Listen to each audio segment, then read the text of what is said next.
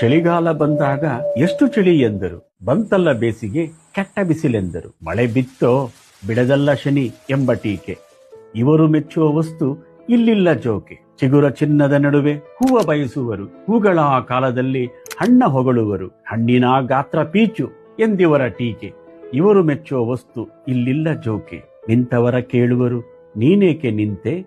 ಮಲಗಿದರೆ ಗೊಣಗುವರು, ನಿನಗಿಲ್ಲ ಚಿಂತೆ. ಓಡಿದರೆ ಬೆನ್ನ ಹಿಂದೆಯೇ ಇವರ ಟೀಕೆ.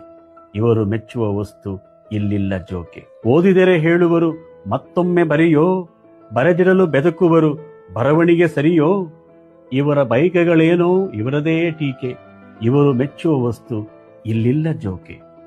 ಇಂಥವರ ಕೈಗಳಿಗೆ ಸಿಕ್ಕಿಕೊಂಡ ವ್ಯಕ್ತಿ ಇಕ್ಕಳದ ಮಧ್ಯೆ ಸಿಕ್ಕಂತೆ ಚಡಪಡಿಸಬೇಕಾಗುತ್ತದೆ. ಇಕ್ಕಳ ಎಂದರೆ ವಸ್ತುಗಳನ್ನ ಗಟ್ಟಿಯಾಗಿ ಹಿಡಿಯಲು ಬಳಸುವ ಸಾಧನ.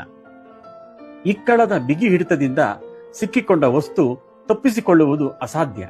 ಹಾಗೆಯೇ ವಿಚಿತ್ರ ಮನೋಭಾವದ ಕೆಲವು ವ್ಯಕ್ತಿಗಳು ನಮ್ಮ ಸುತ್ತಲೂ ಇರುತ್ತಾರೆ. ಯಾವುದರಿಂದಲೂ ತೃಪ್ತಿ ಹೊಂದದ ವಿಲಕ್ಷಣ ವ್ಯಕ್ತಿಗಳೊಂದಿಗಿನ ಬಾಳು ಅಸಹನೀಯವೇ. ಇಂತಹ ಅತೃಪ್ತ ಮನಸ್ಸಿನವರ ಟೀಕೆಗೆ ಕಿವಿಗೊಟ್ಟು ಮಾನಸಿಕ ಕ್ಷೋಭೆಗೆ ಒಳಗಾವುದಕ್ಕಿಂತ ಅವರನ್ನ ಅವರ ಪಾಡಿಗೆ ಟೀಕಿಸಲು ಬಿಟ್ಟು ನಮ್ಮ ವಿವೇಚನೆಯಿಂದ ಸರಿತಪ್ಪನ್ನ ತಿಳಿದುಕೊಂಡು ಅವರ ಮಾತುಗಳಿಗೆ ಜಾಣ ಕಿವುಡು ನಡೆಸುವುದೇ ಉತ್ತಮ ಮಾರ್ಗ. Download ShareChat.